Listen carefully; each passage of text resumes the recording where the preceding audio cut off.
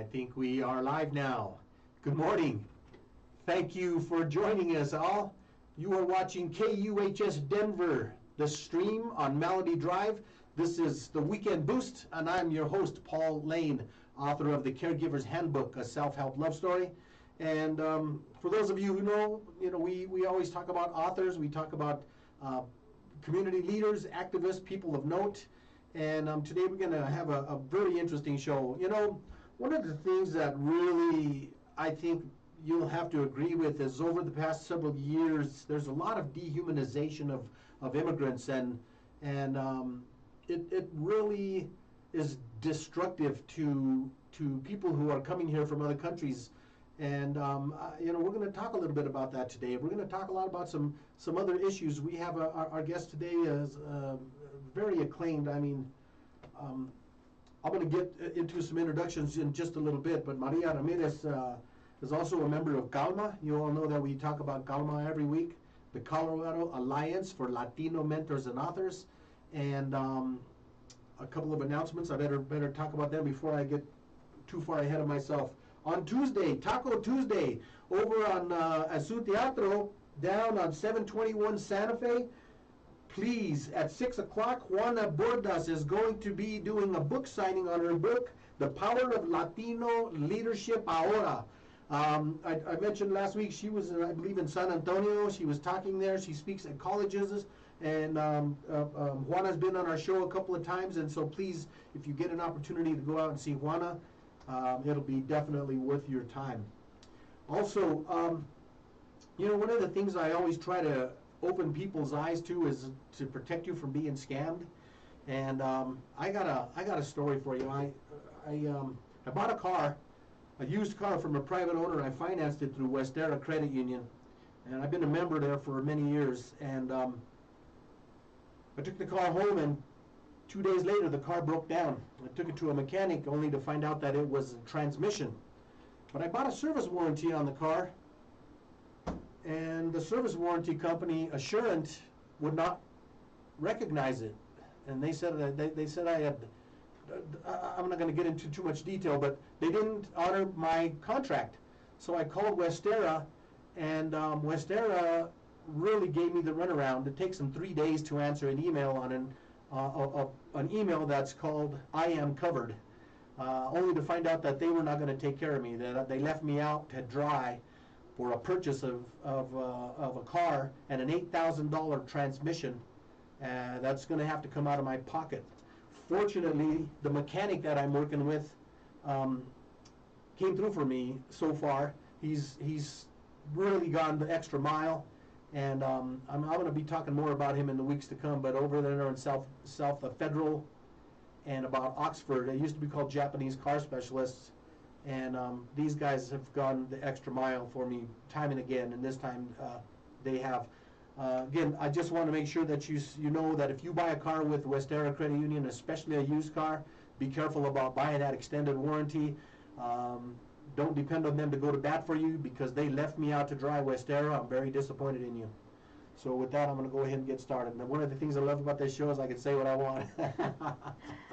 So, Maria Ramirez is, talk about leaders and examples of people that we want to be like and follow. Just a couple of her acclaimed, accomplishments. Geez, I lost my words there. National Bilingual Teacher of the Year. She's been to the White House. She's been on CNN, Associated Press. She's been on Time Magazine, Latina Magazine, USA Today, Channel 9 News, and El Show de Cristina, and Univision, just to name a few. She's an author, she's a poet, she's in the middle of right now writing her memoirs. And Maria reached out to me, and we just talked briefly about 2 months ago. And I said, you got to be on the show. You're talking about the topics I love to talk about. And so, Maria, thank you so much for coming on to the show today. I'm so grateful to have you. I'm so grateful for the opportunity. So you are you from the United States? Are you from Colorado? Yes, or? I was the firstborn here in the United States. My older brothers were born in Mexico, in Piedras Negras, Coahuila. So our home now is in Eagle Pass, Texas, which is the United States border to Mexico. We're right on the Rio Grande. Very cool. Yeah, and because I was a migrant worker, my mom expecting me, we went to Oregon, to Nissa, Oregon, to do our seasonal migrant work. So I was born in Nissa while we were living in the labor camp. And so that's when I started to grow with the migrant family and the migrant experience, and became a child of the fields. And I grew up,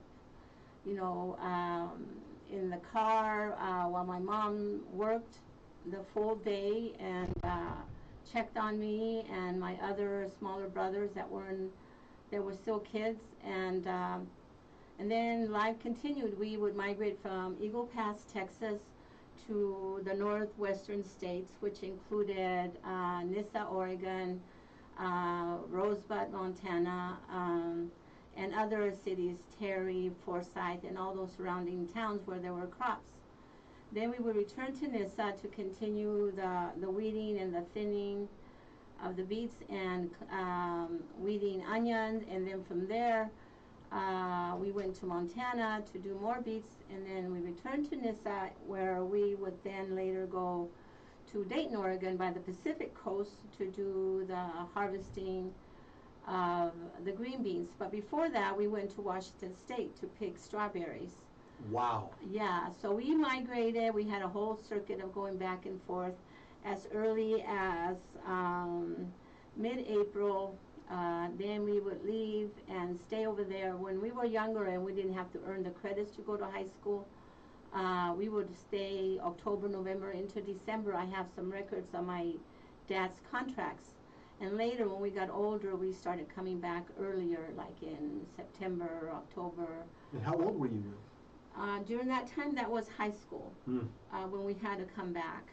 But still, we were pulled out early and came back late, so it was a constant struggle to keep up with school. So it was just trying to catch up. We were placed in migrant strands to try to make up for lost time, lost education. So we would come in early, stay later in a migrant strand, and so that's how we got through and earned our credits. Wow. Yeah, and then in my senior year, or during high school, I was still pulled out early and came late, because I remember I tried out for cheerleading and I got it, but coming back, my father couldn't afford to send me or let me come and do cheerleading when I needed to work. So we were still coming in late. But when I came back, I always studied hard and tried to catch up, and just did my homework and tried to do my best. And then fortunately, I was getting good grades despite that I was always trying to catch up. And the College Assistant Migrant Program, the camp program from Austin, Texas, came and recruited me to go to St. Edward's University in Austin. And that's what changed my life there. It wasn't easy to have my parents let me go, because I had 6 brothers. I have 5 now. And it was hard for my dad and my mom to let me go, because nobody had left the house, especially, la única mujer, the only girl in the family to leave the house and not be in the home, because in the Mexican culture, you don't leave home unless you're married. But I talked my mom into it, and unfortunately, my dad died right before I graduated, so he didn't see me go to college. But I left and went to St. Edward's, and I was doing great. I loved going there because I made up for all lost time in high school, because in high school there was no time for proms. Like I say, I had to forfeit being cheerleader. There was no, field trips and things like that, except for one that I got to go during the school year. But when I was in college, I made up for all of that, because I had all the freedom in the world. After I got through the guilt of leaving my mom behind, morning and depended on me financially because I had earned money since I was 10, taking care of kids and cleaning cabins. And then at 16, I started working at a Dairy Queen in my hometown, and so it was constant work, going to school and working, so there was no time for the social activities. So in St. Edwards, it was amazing for me. I had all this freedom and all of these clubs and sports that I attended. Because I was a field worker, we were all fit and strong, so I was strong as a woman because, you know, you haul those 50, 60-pound sacks, you know, lifting them up and bend and lifted baskets to empty them. And so when I was in college, I had a really strong arm. I was really fit. I had a strong arm, so I played softball. I played shortstop, got a trophy for that. I played volleyball. I had good eye-hand coordination because that's what you needed to thin the beach. So I was able to do really good in basketball and volleyball. I even played quarterback. I was so strong, and so that was kind of cool. And we missed the championship on that one by one play, but it was really amazing. I got to be the soccer sweetheart and represented other things there, like being the representative, and I got the honor of being some kind of sweetheart there too, besides the soccer sweetheart. But it was totally amazing. I was having the time of my life. So I went my junior year, my freshman, junior year, sophomore year, and my junior year, I was starting when all of a sudden, at the beginning of the school year, I had a grand mal seizure. And turns out I had a brain tumor, had to have brain surgery, and dropped out. And so then I went home, got married, had kids, and I ended up back in the fields after things didn't work out with jobs in my hometown. And then I had two children that were toddlers, and a 1-year-old and a 3-year-old, and I had them back in the fields, and I was devastated because the cycle of poverty that of the child in the fields that I had experienced with my parents, even though they did their best, gave us their best, was repeating with me. And I thought, why is this happening? You know, I've already been to college, my mom did her best, but I can do better because I can speak English and Spanish, and she didn't. I'm a U.S. citizen, and she became one later. So I had all these advantages. I had gone to college, and I had already... So you already had a degree at this time? No, I didn't. I dropped out my sophomore year. And so when I was in the fields, I was thinking, why am I back in the fields? So seeing my own children suffer in the heat, me chasing the shade of a tree to protect my child while I was working, her crying, tugging on me, crying for attention that I couldn't give her because I had to work the field. So here I was in this sea of green in the beet field, and my daughter's crying, tugging at my leg, until I got so frustrated, and I saw my daughter, saw where I was alone in this field, because at that time my husband had gone to take my oldest daughter to a hospital in the nearest major city. Wow. Because we took her to the doctor for a routine, what we thought was a cold, and then the doctor says, well, how long has your daughter had this heart condition? And I said, what? What do you mean heart condition? And she says, well, there's something irregular about her heart. So then we, my husband rushed off to take her. I was left in the field by myself because it was just the two of us, and actually another friend that was there. And there I was in the middle of the mountains in Montana, in this huge field, and my daughter crying, tugging at me, all, you know, dirty, snotty. And I looked at her, and I looked at the field, and I looked at my hoe that I was holding while I was working, and I flung that hoe as far as I could, and I said, no mas, no more. I am not gonna put this field in front of my daughters. I'm not gonna repeat this cycle, even though I love and appreciate my parents for all their sacrifice. Then I knew what sacrifices they had made for us to Wow. be where we were. So then I hugged my daughter and gave her the little time that she needed. And my husband comes back with my older daughter, and it turns out she had a heart murmur that wasn't that serious. But since then, I was committed to go back to school and to change this cycle of poverty and give my daughters a better life. And so we came through from Montana through Colorado. We ended up staying here because we bought a car with our earnings, and I ended up working with the migrant program with Lalo Delgado as a director. My husband got a job in the mountains in a pipeline, and so we worked here until the fall came and I had to go. So I went to Texas, and my husband came back and stayed here. And so over there, I stayed with my mom, put my kids in school, in kindergarten and preschool, and I got a job with the Texas Migrant Council over there as a teacher for the migrant kids. And then they gave me the opportunity to go to the junior college in my hometown, and I attended there and went to and finished my semester there.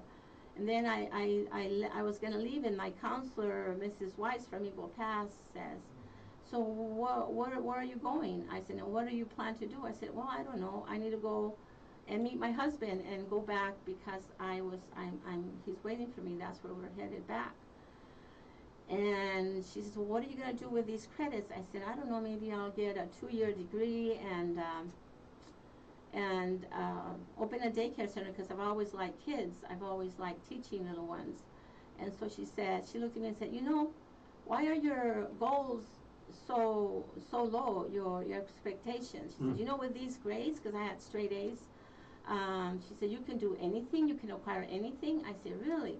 And so I thought, well, since she believes in me, maybe I can do something better. So she said, "So where are you going?" And I told her that I was going to Brighton near Denver. And she says, "Well, here are the colleges that are near you. I want you to go there and apply and then go from there because you have things to accomplish." And so when I got here, I was expecting our third child, and I did exactly that. Went to college, applied for college at what is the one in Portland, Front Range, or what is it?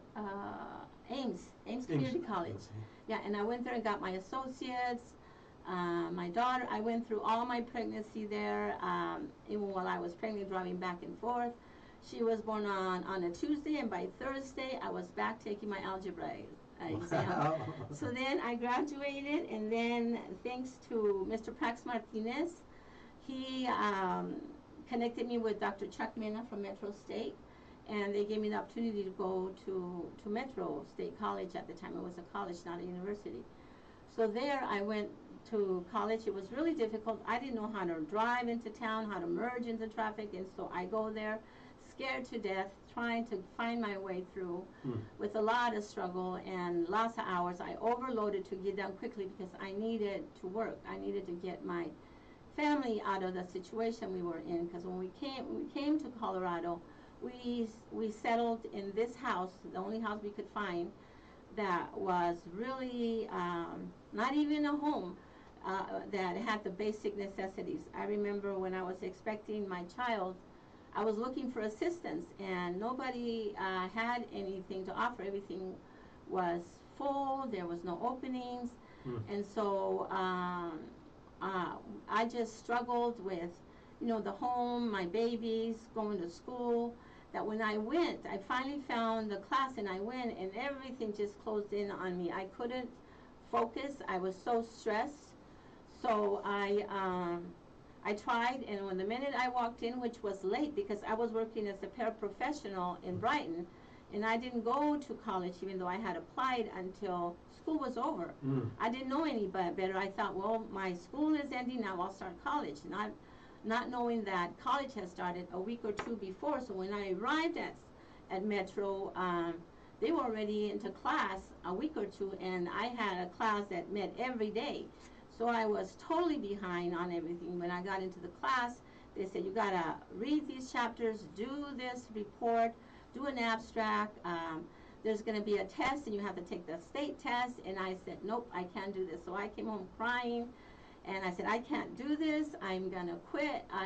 Nothing comes in. I can't focus. And then finally, my husband said, you keep going. I'll take care of the kids, and you keep trying. I said, oh, I don't know. I'm going to call Dr. Mena anyway, because if I can't do this, I want to give this grant to somebody else before it's too late into the school year, into the semester. Well, Dr. Mena never answered, so I had to go call them 2 or 3 times, and he never answered the phone. So lo and behold, after a few days, I got a hold of the schedule, and things started to make more sense. I was not as stressed. So then I kept going, and went to school, juggled with my children. One summer I took them to my mom's in Texas for the summer when I overloaded, where I had to get the permission of the dean to overload for the summer classes, because I didn't want to graduate in December. I needed to work in the fall when school started. So I did, and I studied day and night, went to school, the whole day. And by the time I graduated magna cum laude.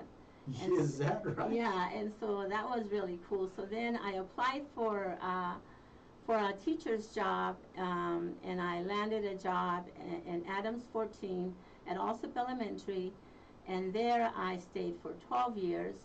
And in the first couple years, my teachers saw how dedicated and hardworking I was and how I loved to teach. I even taught parents and teachers. I taught teachers Spanish, and I taught ESL to my Spanish-speaking parents so that I could bridge the two for the benefit of the student. And so my teachers saw, my principal saw how dedicated and hardworking I was. I even had parent meetings in which I brought my own children to help me take care of them so I could spend time with my own children because I was gone so much. So then when she saw that, she nominated me for the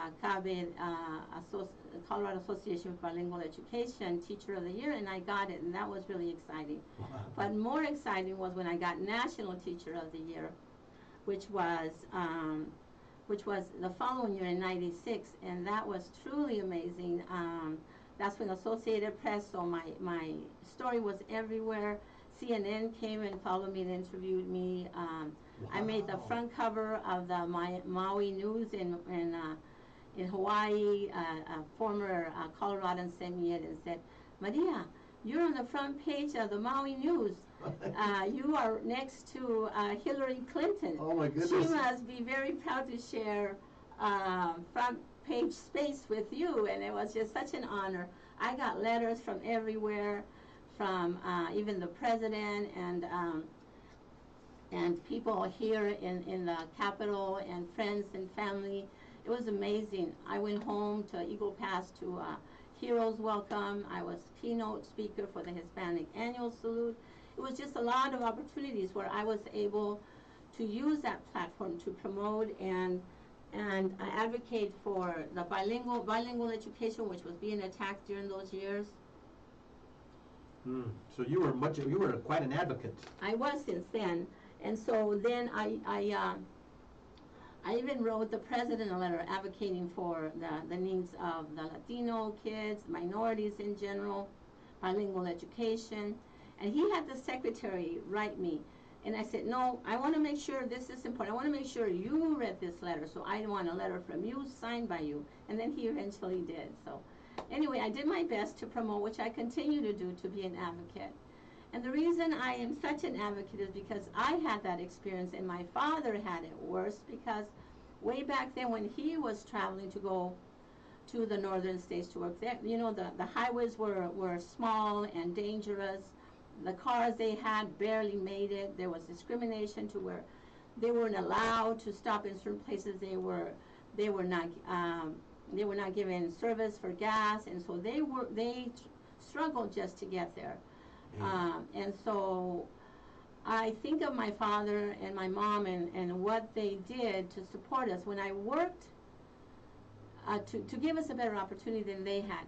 When I worked the first time as a mom in Montana after I dropped out of college at St. Edward's because of the brain surgery, I realized the sacrifice and the work my mom had done for over 30, 40 years, and I had only done it that 1 year, and I said, no, no mas, not anymore. I do not want this for my children. I could do better. So that's what gave me the determination to keep going. So what happened when you threw that hole? Everybody just stop and look at you, or what? I was by myself in that whole field. Oh, goodness. And I was just crying on by myself, desperate, praying to God. Yes, and it was like, no mas, and I just said no more. And so after that, when we stopped here, I went straight to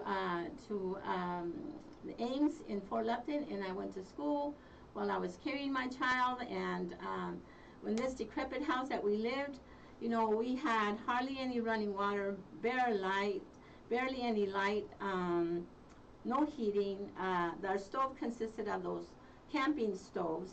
And that's so common with migrant workers. It is, but I wasn't a migrant worker per se, because that was my first year. But yet, I landed on this house, until we found something better. But we were there 1 year, and then we moved to the next house. But when I was there, working, doing dishes, taking care of my child, you know, I was carrying my child, nursing her, and I had the book here, you know, flipping the pages while I was reading, and then I would bonk her on the head and cry a little, and then my daughter, Tanya, the youngest, would say, hey, Mom, no wonder I love books so much, because you bonk me on the head with them all the time. And while I was doing dishes in this little bucket where I had to get water from a trapdoor on the floor to bathe, to wash dishes, to drink, for everything, I was washing the dishes against the wall, and there was the wall, a nail, and on that nail I hung my test, and I'm washing dishes and studying my notes for my state test to become the teacher on the CAT test till I finally passed. So it was just constant going, you know, and at times I did want to give up, but the lessons in the field that I learned was, you know, you don't give up. You dust off, wipe the tears, and you keep moving forward. And those are the lessons that I carry to this day. Mm-hmm. My memoir's title is Lessons in the Field, because that has been what has sustained me to this day, where you respect and honor your parents, you work hard, you take care of your things, you just never give up. And if you fall, you get up, like I said, and it's just those kind of lessons that I learned, that were lessons in the fields that I learned when I missed out on school. I learned lessons in the field that are not taught in school. So I made the fields my playground as a child, where my little brother and I, Juan and I, and Memo would work, play in the farm. We would put those gunny, scratchy sacks on our backs, and we were superheroes. And we would go in the ditch, the irrigated, and we would float ants on little leaves, and we just made it our playground. We jump on the sacks from the haystacks, and so we got really, even though it was difficult, we had a lot of fun, and we have lots of great memories, because we were together as a family, which is the most important. Mm. Even though we were in the middle of nowhere, maybe not a tree in sight to sit and have lunch, we sat against the car to see if there was a little bit of shade, but we were together. And so we ate, and then we rested, and we were in the fields. We told jokes, we shared stories, and so we laughed, and that helped the day, the drudgery of the day, go faster and less painful. So the laughter and the reminding and the joking, you know, all of that helped us get through the day. And to this day, I just came back from Texas. We sit and we reminisce on those old jokes, and we just laugh as if we've heard it for the first time. So even though it was difficult, when I interview people for my book, not a single person, especially the older people that are still alive, even before they passed, they always say, those years were the best. And that's something that's hard to understand unless you lived it. But it was for them, because their family was united. They were together. They ate together. They supported each other. If somebody lagged behind, they went back, and they would encontrarse. I mean, they would meet. I mean, do that half of a field, and then they would walk together with them while they helped them walk forward. And so it was always that community, that working for the common goal, which was a family, to earn, to give, to pay our bills, to make a payment on the land so we could later buy the house that still exists today, that we bought and built with the sweat of working from sun up to sundown for all those years. Wow. Yeah. Folks, if you're just joining us, you're watching KUHS, the stream on Melody Drive. This is the Weekend Boost. We are talking to Maria Ramirez, community activist, someone who's really a poet. She's really made an impact on the lives of others. And, you know, we're just talking about some of the experiences that she's had in her lifetime and kind of how she's gotten to the point in life where she is. So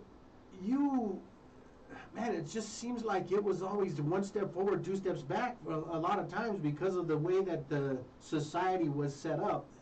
I wanted to just, what is it that, I mean, you have a real passion for migrant workers and immigrants. What, I mean, that's almost an answer itself question, but you know, what is it that makes you so passionate in this area that you feel that it's so important to, you know, to express the needs of migrant workers? And Yeah, well, it's because I know the experience, I know the difficulty, and I imagine my father going through what today's immigrants are going through, you know, not knowing the language, being discriminated, being in need, not having a decent car, or just low income, no insurance. wow. And so all of that, you know, I hope and I imagine somebody giving them a hand, hopefully at one time or another.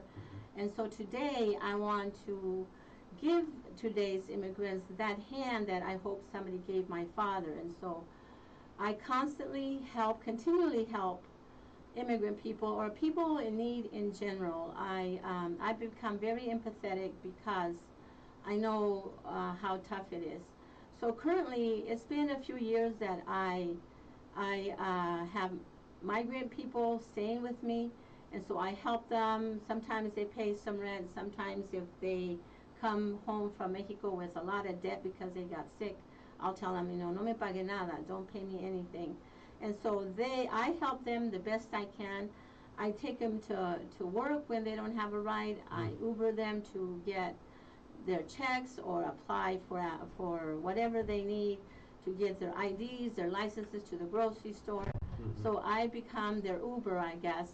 And so I also do what I can for them, and they also help me a lot. Like right now, the ones that are there are currently painting my privacy fence. They're helping me things that I cannot take the time to do because I'm trying to finish my memoir, and I've got other things. I attend classes for my writing online and in person, and there's just too much for me to do. And I figure, you know, anybody can clean a house, but not anybody can write a book. So writing a book and being there for my family and doing my prayer in the morning so that I could get through to my day and through my day and be blessed to have the energy and the pathway to accomplish my goals. So I put that first. So then, because I need these things done, I'll say, okay, I'll pay you. How much do you get paid a day? And they'll tell me $20. I said, well, I can afford to give you $15 an hour. So that's how I pay them, and they could say, okay, put it towards rent, or I'll say just keep it or whatever. But to this day, I help them because I am so empathetic, because for me it's easy now, thank goodness, because I have been on foot, I have been hungry, and I have been in need, and so I try to help others so that I too can be blessed as I move along in this world that is becoming more and more difficult. So I go to food banks and I take them food to their door. I just do whatever I can to help them. So anyway, even when I'm away from home, I just wrote a 3-part blog series, one that was published in La Bloga and in the Calma Facebook, where I came across, when I was in November, I went to Texas, and on my way back, I got on the Greyhound to get to San Antonio to get my bus, to get my plane, and this line of immigrants who had just crossed the border where I'm from lined up, and when I got to talking to them, and I asked where they were coming from, and they told me from Cuba. And so they told me, you know, their trip or their ordeal, and I said, well, how did you cross? How was the river? Was it low or high? He said, no, it was up to our shoulders, they said, and it was like 0 degrees. I said, oh my goodness. So then we started talking, getting to know each other, and then I told him I was a teacher, and then when we got on the bus, I saw that not too many of them got off, and that they didn't buy much food.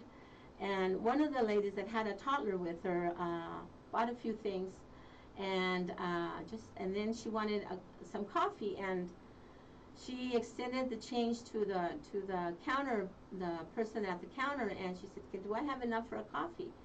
And the guy looked at the coins, and it wasn't, but he said, "Go ahead and get it anyway." So I had an idea that they needed to save whatever money they had, and so when I saw them not get enough, in the third stop that we had a little more time, I got off and I got myself what I was going to eat, and then I realized that they didn't get off because they didn't have money. And so in Texas, when I was with my brother saying my farewell, I wanted to gift them, I don't know, $50 as a Christmas gift for them, some Christmas money, and the ATM was broken.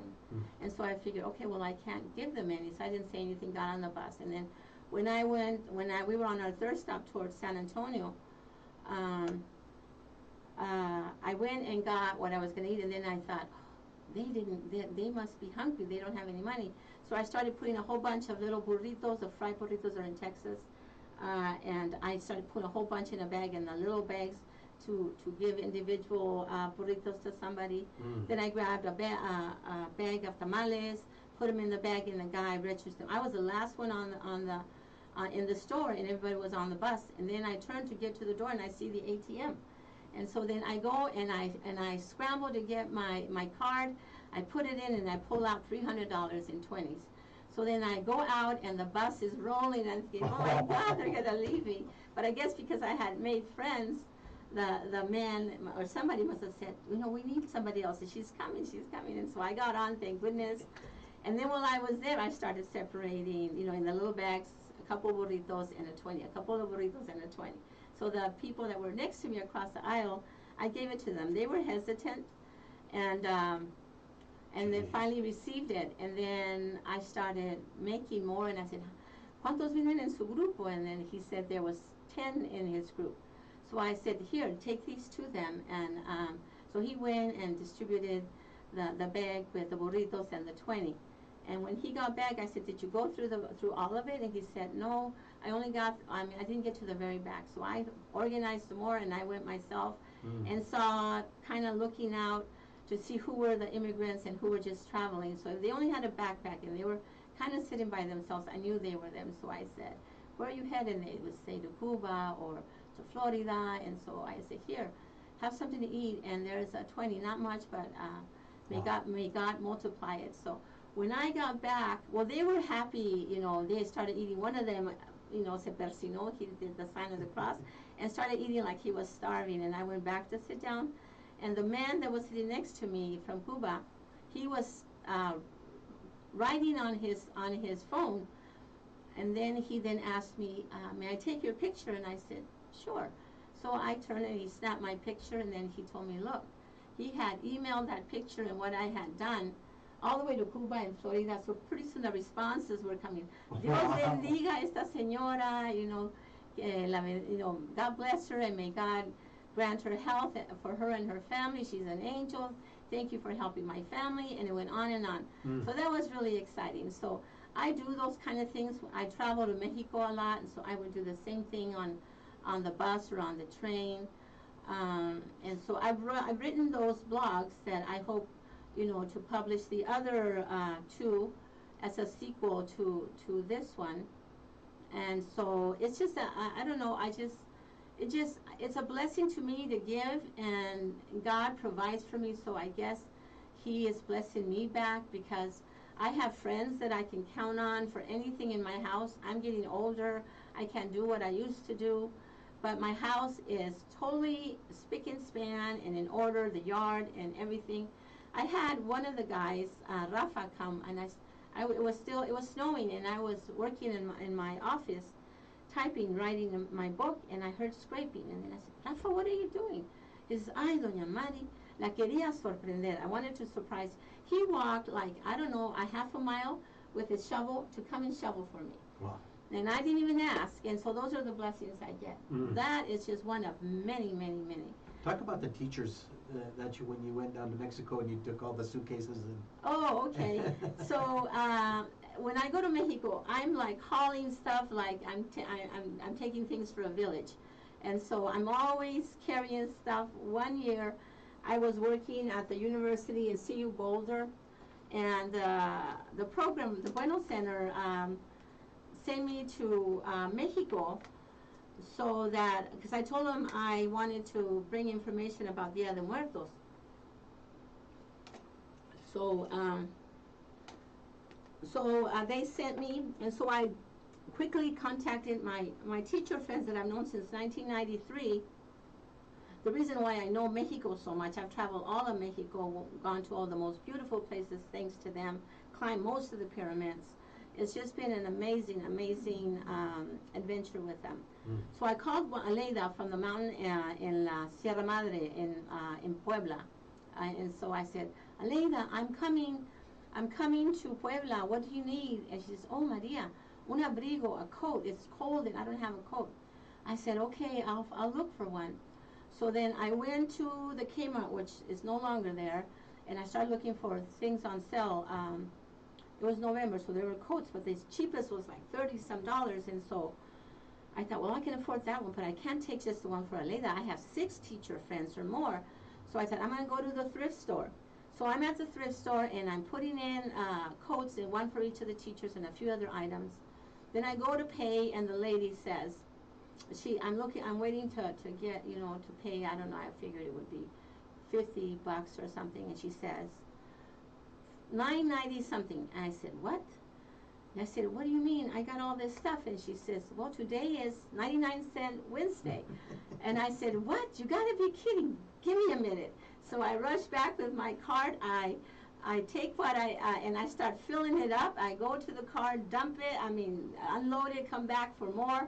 Then I go to my house, unload the truck, and come back for more. So by the time I go to Mexico, I am packed to the max. There was no limit. So I had, I don't know, 3 suitcases and one of those army bags, and one was over the weight limit, which is 95, so it was packed to, almost 100 pounds a bag. And here I was hauling all this stuff by myself to Mexico City and then to Puebla. And then I was going to go to Morelia for the Dia de Muertos in Janitzio in Morelia. So I get there, and then during that time in that year, that was mid-1990s. So then the carry-ons, there was also no limit. So I was hauling Christmas dishes and I don't know what else. In order to take the most clothes to them, I piled on 2 sweaters, 2 socks, a coat here and something else here. I just maxed it to the limit. So when I got to the inspection in Mexico City, the immigration guy looks at me and then looks at the train of stuff that I'm hauling, pulling these carts, and he says, who's with you? And I said, nobody. All this is yours? Todo esto es suyo? I said, yes. He said, se lo van a quitar. They're going to take that from you, I said, why? I'm taking these to needy people. There's a man that just had a landslide in the mountain. I'm taking stuff that he lost and he needs. All the clothes are used. No, they don't care. They're going to see it as new, and they're going to take it away from you. If you get a red light, you're going to need to leave it here. And I said, oh God, you did not bring me this far for me to leave these needed things on this airport, at this airport. And so I walk and I make a last minute prayer, and then I push the button and it's green. And then I breathe, and I looked at the guy, and I just wave, and he's like, because he didn't want me to take it because I guess, you know, they distribute it there or whatever they do with the stuff. But I had told all the Puebla teachers to come and meet me at the airport in Mexico City, so that I could give them. I had a bag of shoes that I didn't know the sizes, but I wanted to get some, especially to my friend Rosa, a teacher in Puebla, because she had feet that were hard to find comfortable shoes with, and she was on her feet all day long. And so they came, and I had, I don't know, an hour or so. So I said, rápido, Leida, esto es para ti, Rosita, Conchita. You know, I had all the bags already designated, so I just passed them out. Then I dumped the bag of shoes and said, here, I don't know who they fit, but try them on and take what you can, take some for your daughters, and just go for it. And so they were all, you know, I just wrote about this. It's called Cinderella Frenzy, trying on shoes and taking some for themselves and for their family. And so I left and with what I had designated for the Puebla director that I was going to go stay with. And so they went happy, and I went on to my destination for Dia de Muertos at Isla de Janitzio in Pátzcuaro. And so it was just that kind of thing that it just, I can't go anywhere. I go to Texas, to my home, and I can haul, I'll take right now I just came, the time before November, I took a U-Haul, a top, and, you know, to the seat. I could barely see through the rear view mirror because I take gobs of stuff to give and to sell and to donate. And so this time I didn't take a U-Haul, but I took a rack, and I was stacked also to the max. And so this time my grandchildren had, you know, all kinds of trademark, or what do you call those expensive pants and shoes, like the Nikes and the name brand stuff. Like, I don't know, 20, 30 jeans that my grandson, who buys all name brand, left him new because he had a growth spurt. So I gave all of that away. Sometimes I go to the flea market to sell some things to go with my brother because I love being there. It's a cultural thing for me to see to see people, friends, family, to hear the music, to watch the people go by, for me to shop, to spend time with my brother. So I love that. But this time I just said, nope, I got too much to do with my mom's house. So I just told my family, come, help me take it down, open it up, and take what you need. So everything was distributed to family, neighbors and friends, even across the border. I gave every shoe, every shirt, every item, pots and pans, everything to the people in Texas and in Mexico. So I just have, you know, I think for helping, I can never travel lightly to enjoy my trip. I always have to take advantage of going so that I can help those that are in need, because we have so much in the States that that I think, you know, we're spoiled and we take it for granted. We take it for granted. And over there, whatever, you know, we throw away or just donate without thinking. There's people even here that could use it. I collect for my daughters. Where are you taking that? I'm going to donate. No, give it to me first, and if I don't need it, I'll donate it. But most of the time, I take it to give it to somebody, or to the migrant people that are living with me. The jeans, the boots. You know, it's so interesting. I've kind of learned this in life growing up, and the poorest people give the most. The people who have the least are the most generous. They're the most open. They're the most sensitive to the needs of other people. It's so, isn't it just the weirdest thing? Yeah, the people that I help here, the migrant people that are coming now, I'm expecting the others to come. They are so generous with me and the way they help, and the way, you know, if I'm in need of something, I can go to Texas or to Florida when my daughter lived there, and I can come home and my plants are watered, my cat was fed, the yard was, you know, green and nothing dried up. It's just amazing all that they do. Wow. Yeah, it's just really, really cool to have them and to help them. But yes, they are very generous and very kind and very respectful. The experience that I have had, they're respectful, helpful, generous, and trustworthy, all of that. One time, it was winter, and there was this group of people knocking on my door. You know, they've gone to know me as Doña Mari and Doña or La Maestra. And so they come knocking on my door because they know I help people. So they say, Maestra, no tenemos trabajo, can you give us work? And I said, well, I don't have work. So what I did, well, we'll take off, we will help, you want me to clear the snow? And then by the time I knew it, they're over there, no gloves, no winter clothes, and it's like, I don't know, close to zero, or, really frigid cold. Mm-hmm. And they're over there with their bare hands pulling the ice that builds up, the puddle that pools in front of my driveway, and they were pulling them up with their bare hands. So I run downstairs. My husband had just passed away, and I went and got his gloves, his jackets, and his boots, and I outfitted them, and they were, helped me clear the whole thing. And it was around Christmas, so I had tamales and sopa and arroz, frijoles, buñuelos, and champurrado and all that. So I set them all on my table, and they had a meal with me. Mm. And then others that come, and so I don't, anything. And so I have them clean my house, like deep clean, go behind things that I can't get to or don't have time to do, Mm-hmm. and they'll clean my house, and I'll pay them. And then they come knocking on my door, because my name, I guess, got around in Brighton area up there. They say, "Usted es Doña Mari. Me dicen que usted ayuda y necesito." And so they'll tell me, "I need this. I heard you help, and so I was wondering if you could help me with this or that." But anyway, I have been very blessed, and they have been a blessing to me, and I try to help them as much as I could. And so I am very thankful to them. I don't know how much time we have left. We're down to about 10 minutes. Okay, well, before we close, I just want to say thank you, first of all, to my Lord for having me here. During the pandemic, I thought, I'm in danger, because I had a lot of the high-risk factors. And so I lived through that. I got COVID later, but I didn't have a single symptom. And so I'm fine. I'm here today.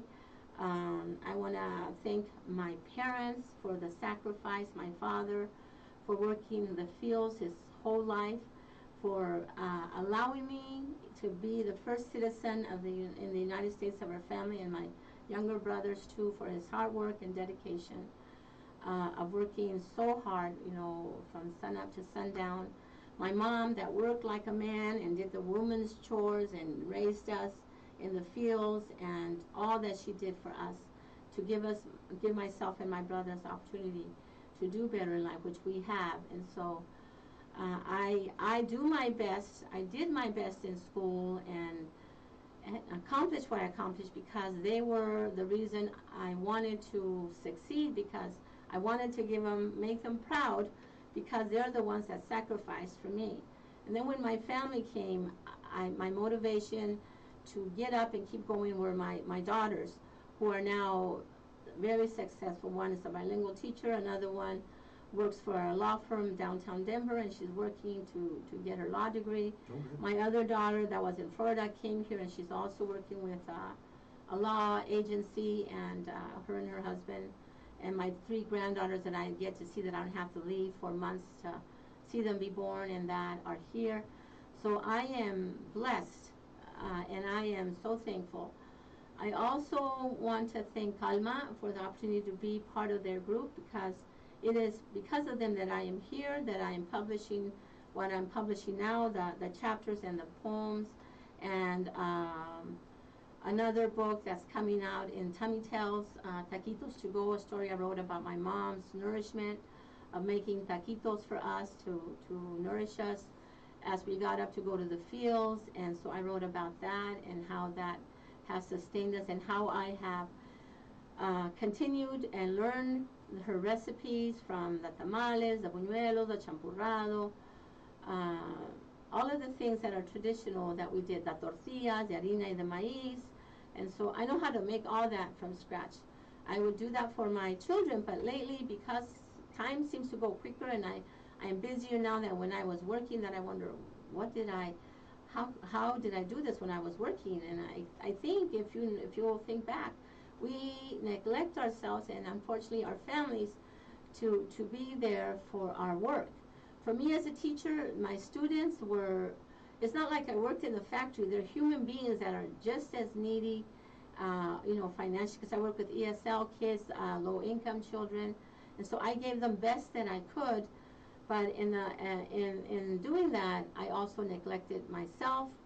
my own family, and so that is something that I told my daughters as a teacher to try to balance, because your children are your children, and others are important, but your children should come first.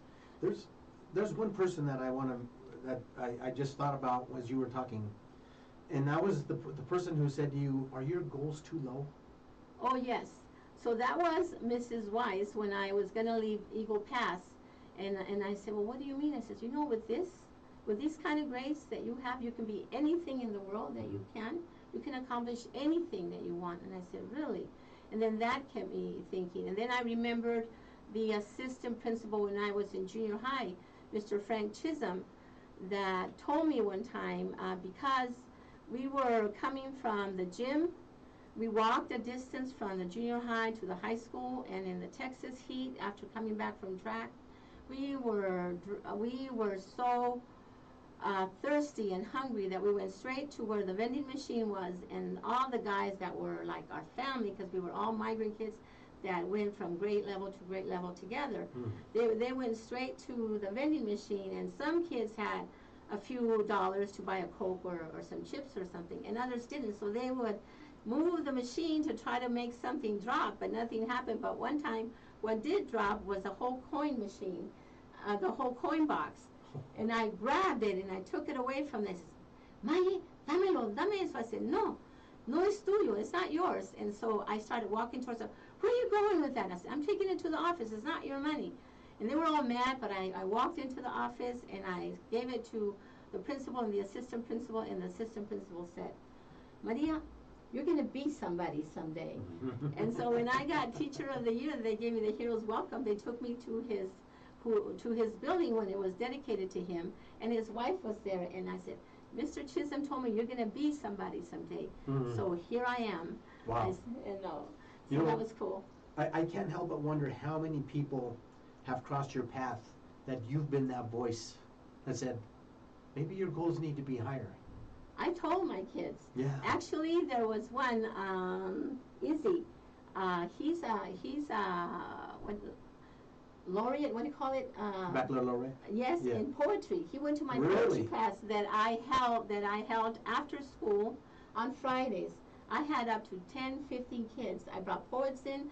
I took them to su teatro. They performed. They went to professional poets. And I pushed them to express themselves while they expanded their vocabulary. They analyzed poetry. They wrote. And they did all those activities to help them with the language, with learning, and to be higher thinkers. And this little guy, when he was with me, he was there. Then he left to high school, and after he got out of high school, he would come to my poetry club still to visit. And today he was recognized as something, and he said, his whole story about how he got to poetry. And he mentioned me, saying, "My teacher, Maria Ramirez, she pushed me, and she said, you got to go higher, you got to do this." So he thanked me in his recognition. It was really, really cool.